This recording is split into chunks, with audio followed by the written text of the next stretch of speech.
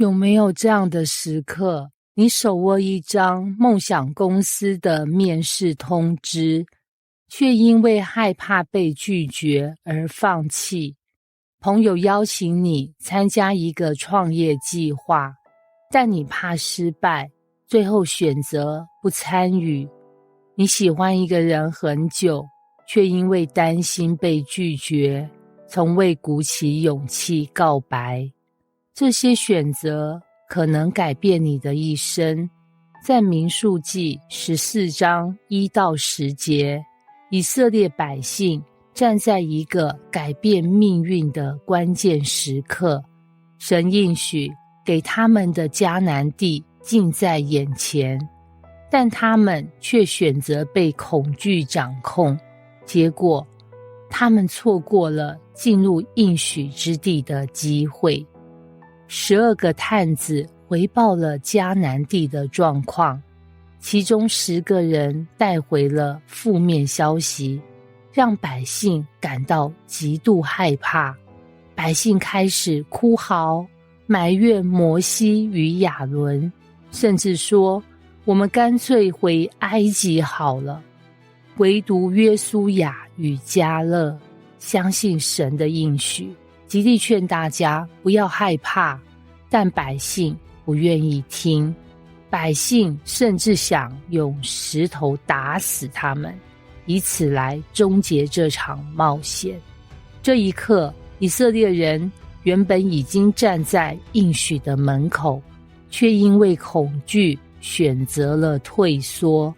他们错过了神为他们预备的美好未来，最终导致整整40年的旷野漂流。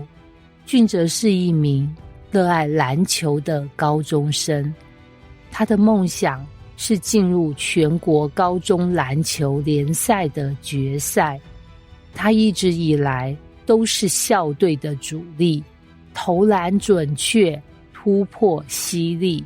教练甚至说过，俊哲，你很有机会进入大学篮球队。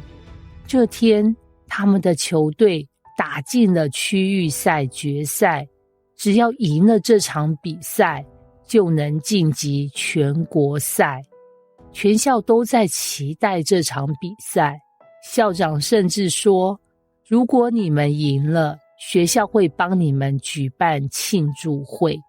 所有人都信心满满，直到俊哲发现他们的对手是去年区的冠军黑豹高中。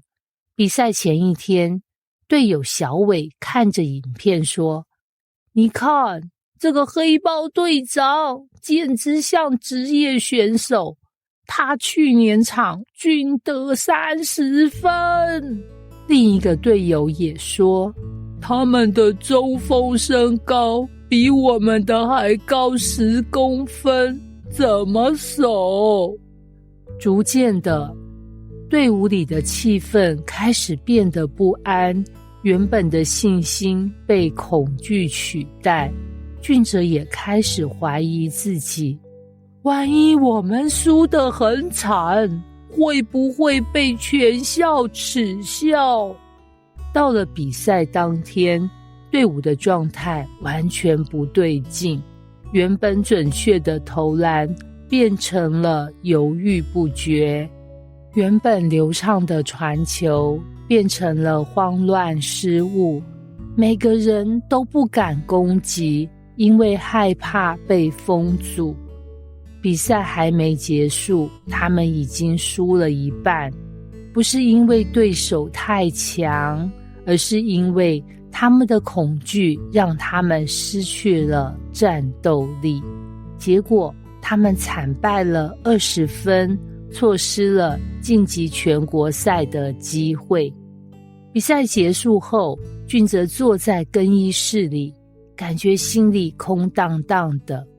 教练走过来，拍拍他的肩膀，语重心长地说，你们不是输给了对手，你们是输给了自己的害怕。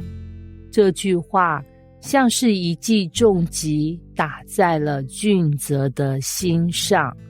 他开始回想，其实他们的实力不弱，甚至开场的时候还领先过。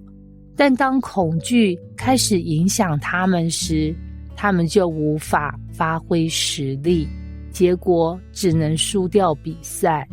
俊泽心里很后悔，因为他知道，如果当时他们选择相信自己的能力，而不是被恐惧掌控，他们本来是有机会赢的。信心与恐惧之间往往只是一念之差。以色列人害怕敌人，结果错过了应许之地。而我们呢？我们是否曾因为害怕而错过神给我们的祝福呢？当我们站在人生的应许之地门口时，请记住，神的应许不会落空，除非我们自己选择放弃。敌人或困难也许很大，但神比他们更大。当恐惧来袭时，问问自己，我是要选择信心，还是要选择害怕？不要让恐惧夺走你的命定，选择相信神，勇敢踏出信心的一步，你将会看到神奇妙的作为。